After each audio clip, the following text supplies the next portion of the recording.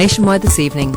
It's a vast expanse of land in the southern part of our nation's capital, but to the locals, Marlay Park is a special amenity which thousands enjoy winter and summer. You're very welcome to Nationwide, coming today from Marlay Park in South Dublin. This is one of the finest parks in the Greater Dublin area. Now, every Saturday morning, lovers of running gather here for their weekly 5K. And today, I'm joining in.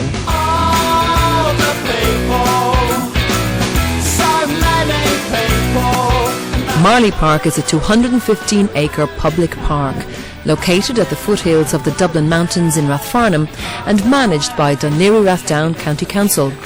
It's about 10 kilometres from Dublin city centre and comprises woodlands, playing fields and walks. There are playgrounds, a par 3 golf course, and in the summer, rock concerts are staged in front of Marlay House. I put my trousers on, have a cup of tea, But the focus this morning is very much on running, or in my case, jogging. And before we head off, I'm going to meet Dara Kelly, who is one of the organisers of the Marlay Park Parkrun. Nice to meet you there, Dara. Now, tell me all about this. It's going from strength to strength here, isn't it? It is. It's fantastic. We're going just over a year now. It's Parkrun. It's a free 5 kilometre timed run here in Marlay Park.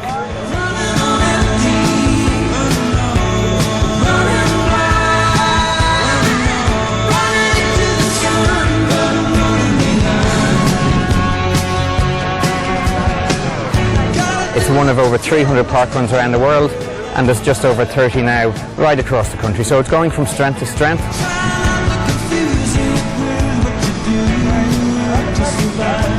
We have about 500 people here every week getting out, running, getting active, and so far in the last year we've had over 5,000 people take part. And what kind of fitness do people need to have before they come here? You don't have to have any. You can walk it, you can be a jogger, you can be an Olympian, and we have everybody in between that. We've had Olympians, David Gillick's run here, and we've got people who are just starting out and walking. I've walked it with my family and with the buggies and everything like that. So it really is for everybody. And what's interesting about this park run is that it really is, it's a run, not a race. It's a run, and that's what it's all about. Whether you're first or last or wherever you come, you get your result, you get your time, and you can see whether you're getting faster, whether you're getting fitter, and it really is that team bond, that community bond. Everybody's here together just to enjoy it. And you can see today, it's a fantastic day, lovely weather, everybody's here. And a lot of the success of Parkrun, of course, is based on the fact that it's manned by volunteers such as yourself. It is. It's the community of volunteers that make it happen. We have a core group of about 10 to 15 people. We do a good bit of work during the week, just getting it ready and doing that. And on the day, we have a lot of volunteers, maybe 10, 20 volunteers. They're all here in their yellow high-vis jackets, and they're going to play different roles. They're going to be a timekeeper, they're going to be barcode scanners, they're going to be out marshalling the course. So it really is that team bond, that volunteers. And I would say to anybody, if you want to get involved in running, come to Parkrun and volunteer, and you'll see it how it all works together. So are you a runner yourself? I'm a runner, like you. But are you running today? I'm not running today. I'm here to help out, to volunteer, and then we'll see how it goes. I run maybe every second week.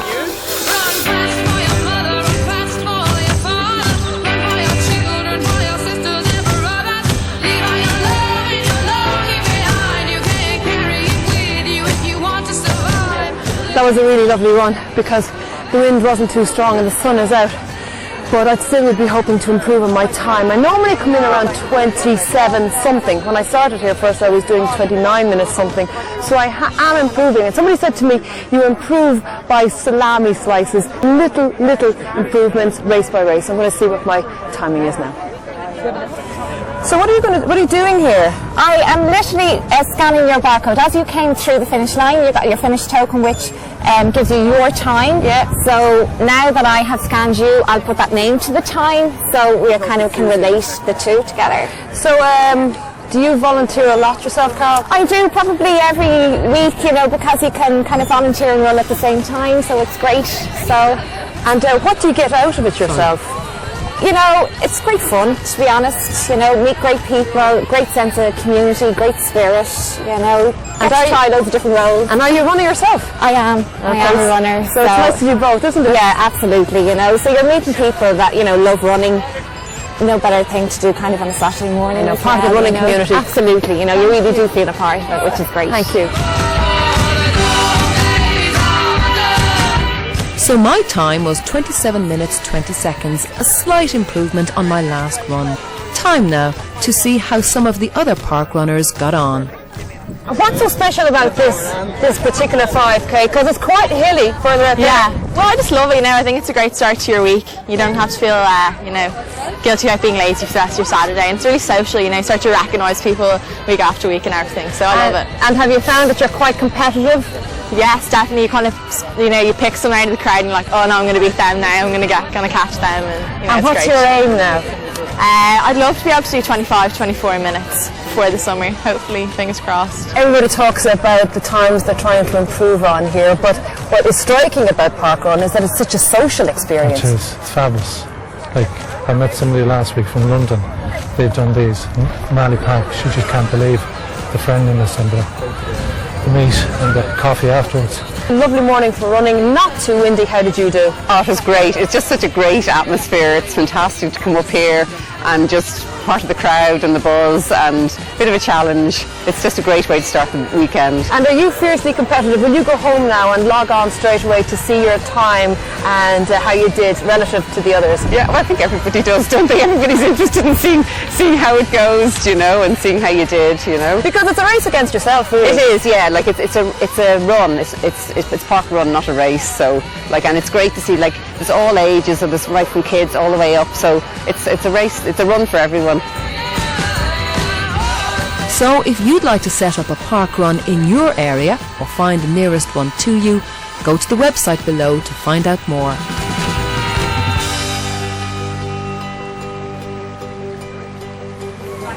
Well, I've got out of the running clothes and I've come to the market here at Marlay Park, and I'm looking forward to getting a takeaway cup of tea because after all I have run 5K. I'm also going to meet Jackie Spillane, who's been in charge of the market here for the last 10 years.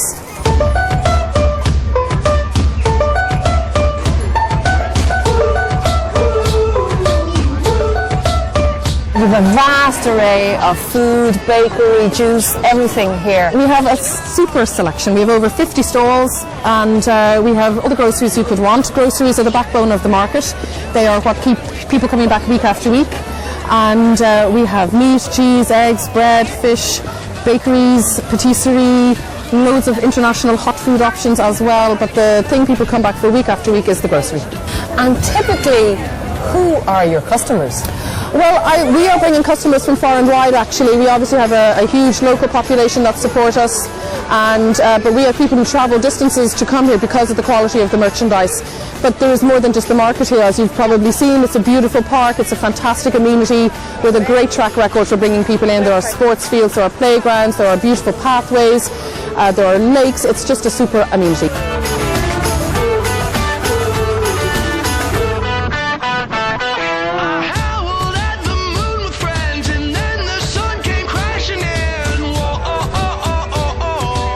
Not only is there food on offer within the confines of the courtyard, you have expanded to just the front of the house as well. That's right, we've got around 20 stalls outside the front of the house, and they are all small cottage industries, and they bring their collection of jewellery and candles and books and artwork and toys and bicycles, and once again fulfilling many needs out there. But the nice thing about the front of the house is that people see it on their way into the courtyard, and then as they're leaving again they get to have another look. So if they want to be spontaneous, we make it easy on them. You've been in the market business now for 10 years. For 10 years. You've seen ups and downs, and you've survived very, very well. I have. I'm really thankful actually. Marlay Park is a really strong market, and we traded really well from the very beginning. We had a couple of years where trade dropped off a bit during the recession, but in actual fact, like the last 3 years, while the recession was still in its height, we began to gain momentum again. And I think it was a combination of people seeking out a more authentic shopping experience. All the various food scares like horse meat, etc., they do wonders for us. And people are looking for the provenance of their food now.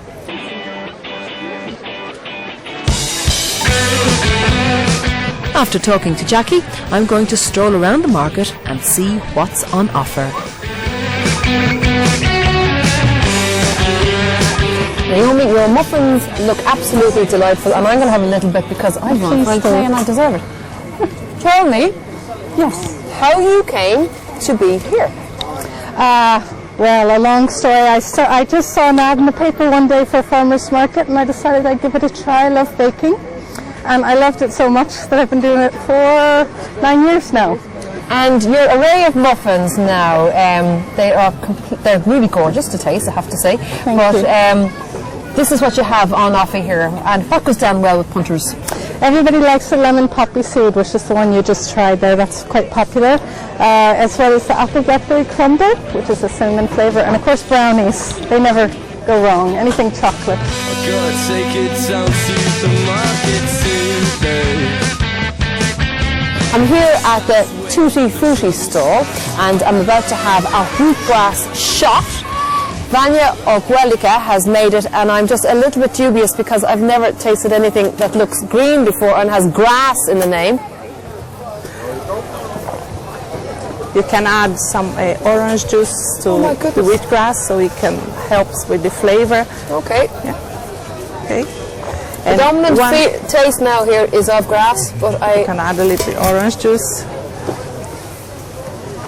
Now that tastes really great. Yeah, with the orange juice. What are the properties in the wheatgrass that makes it so healthy for people? Well, it's very full of enzymes, full of antioxidants, have A to Z all vitamins.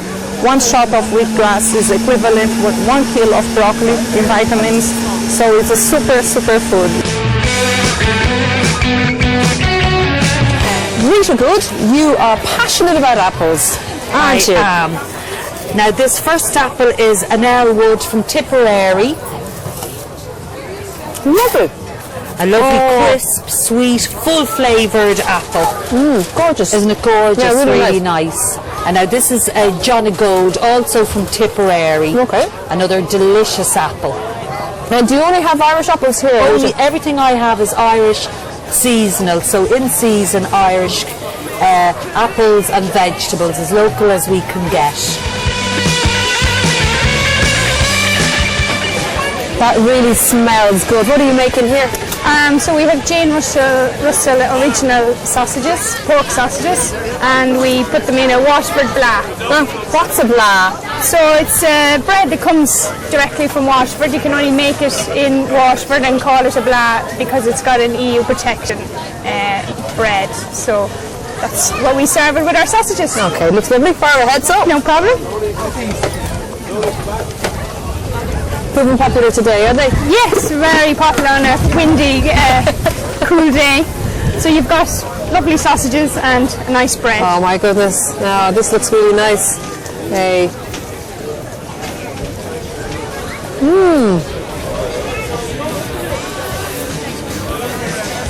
My first waterful. Hurrah!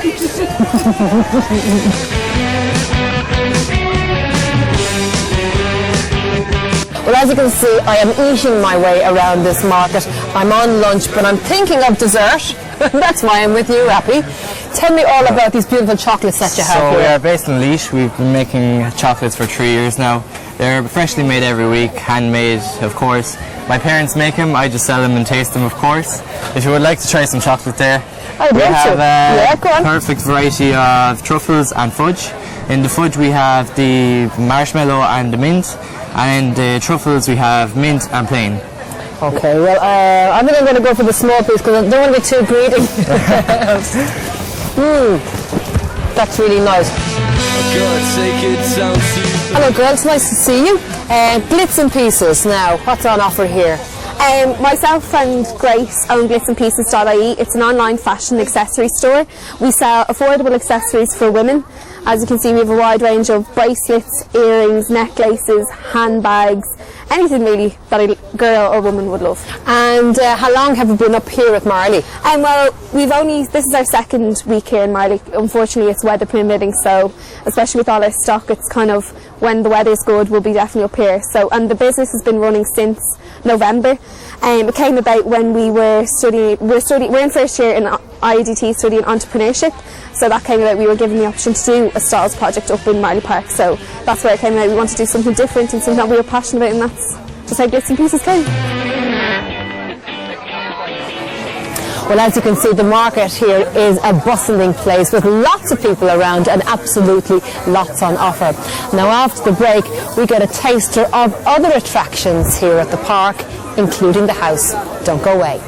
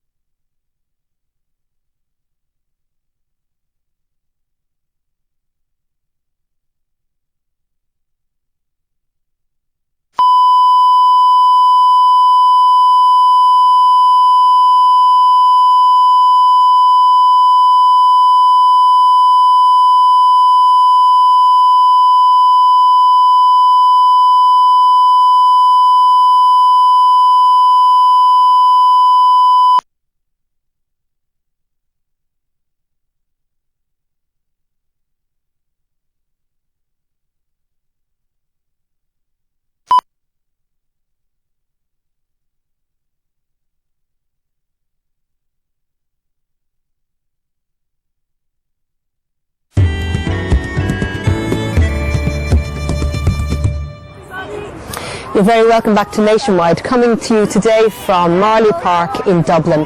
Now, this is a wonderful green amenity serving the population of the South Dublin area. And behind me is Marlay House, which was once the estate home of the Latouche family, who were bankers, by the way. And a few weeks ago, I came up here to the house and gardens where I got my own personal tour.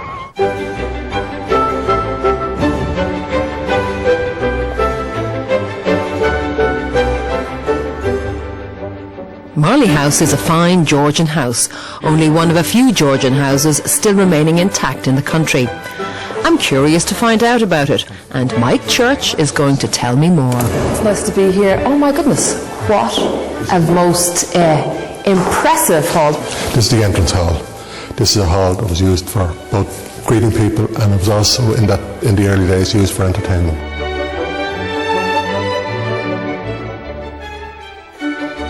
In the hallway we have a reproduction of a Latouche chair here.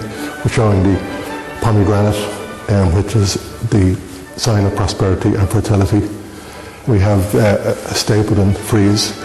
We have a reproduction of a sketch by Caroline Latouche in 1838, which shows a piano in this room, which was used for entertainment. The Irish used the hallways for entertainment. And the beautiful gilt mirrors that grace this room, standout features about this one, I think, has a little story behind it. This is a petticoat mirror. The ladies would stand in front of this mirror and adjust their petticoats. If they were out looking for a fella, the petticoat was shown. If they weren't, it was hidden. Not everybody knows that the first governor of the Bank of Ireland came from this house. Yes. David Latouche II, a Huguenot, bought Marlay Estate in 1764 from Thomas Taylor. So how long were the Latouches here then? They were here until 1864, when it was purchased by Robert Tedcastle. Okay, well maybe we'll continue our tour and we'll see some of the other rooms in the house. Okay, come on this way. We'll go this way, yeah. The dining room here, I guess this is a place where the Latouches would have done a lot of entertaining. Yes, they would have entertained. This is the country house where they would have invited their guests and entertained them. You have your Stapleton ceiling here, and there's detail in the frieze which matches the detail in the fireplace. Okay. We have these mirrors where the butler would have stood with his back to the table. He would observe the guests to make sure that they didn't run short of anything to eat or drink. Why was his back to them? It wasn't polite to face them while they were eating. A very elegant room, and when the guests are seated they can look out at the grounds beyond Marlay House. And of course the landscaping here, it's quite old, it pertains to the house and the planning of the house. Yes, and there's a feature halfway down the actual field there where there's a thing called a ha-ha, which was a feature which prevented the animals, cattle, coming up around the house, but they could observe them from the windows. So the pretty picture effect was created. There's a story that attaches to this seat here. I was very lucky to come across one Latouche bench, which I spotted on a film set, and I followed it back to the prop house and was able to buy it. It's a piece that was made for Latouche. It has the crest at the back of it. And how did you know that this would have originally belonged to the house here? How are you so certain? It's the same feature, it's the same hand made that bench that made the hall chair. It was a wonderful find. I'm delighted to see it back. It's back where it belongs. Absolutely. I didn't know that the artist Evie Hone had a connection with Marlay House. Evie Hone lived in the Dower House, which is across the yard in Marlay from the house, and this was her studio. There's a painting there showing her at her desk. This was where she had her desk, and she did her work of art here, and she has several famous pieces, both here and abroad. And of course the stained glass wasn't fired up here. Where did that happen? Stained glass was fired in the courtyard, one of the units in the courtyard.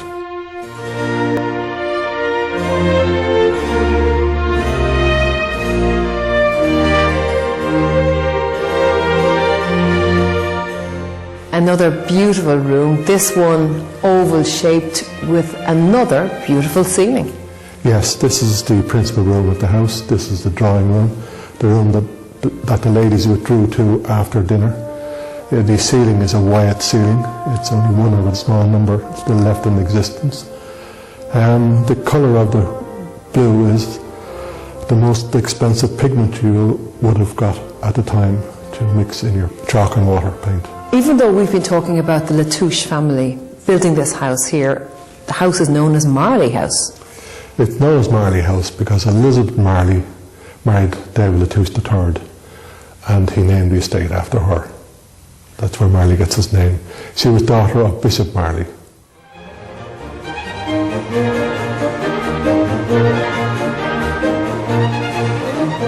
And so Mike and myself go to the walled garden, which lies adjacent to the main house.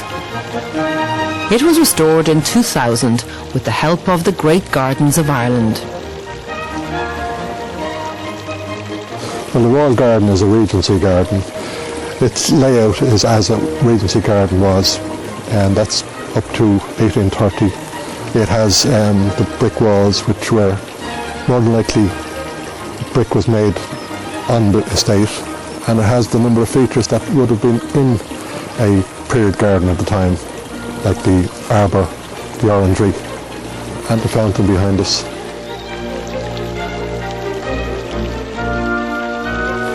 And aside from this being a very nice place for people to wander through, members of the public, it does have another function. Yes, it has an educational function where we take on gardens and part-time and on placement from some of the colleges around the country, mainly the Botanic Gardens, for training.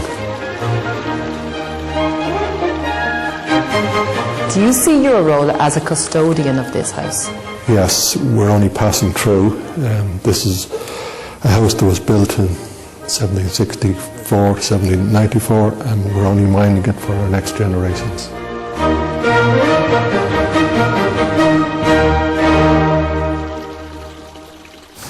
And a reminder that Marlay House is open to the public on a regular basis for community, cultural and heritage events. For more information, go to the website, which is on your screens now. Well, I've really enjoyed my time at Marlay. Do get a chance to drop in if you can. It's well worth a visit. Until next time, bye-bye. On next Monday's Nationwide, we visit the town of Drogheda, which has turned itself yellow for Daffodil Day. We see the preparations for one of Ireland's largest fundraising days, and we join the volunteers as they get ready for the Irish Cancer Society's Daffodil Day.